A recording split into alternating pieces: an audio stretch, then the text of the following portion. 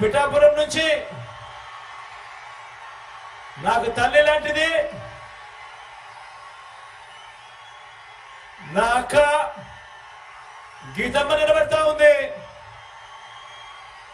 ఒకటి నేను చెప్తా ఉన్నాను, పిఠాపురంలో ఉన్న ప్రతి ఒక్కరూ ఆలోచన చేయమని కోరుతా ఉన్నాను.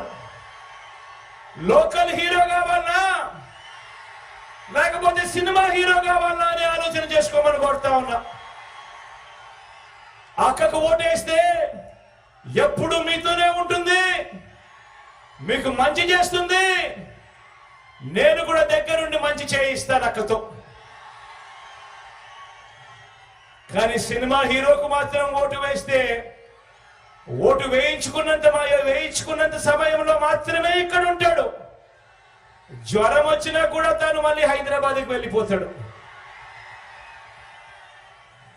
గుర్తుపెట్టుకోని మీ అందరితో కూడా కోరుతా ఉన్నాను, అక్కపై మీ చల్లని దీవెనలు ఆశీస్సులు ఉంచవలసిందిగా సవినయంగా కోరుతా ఉన్నా.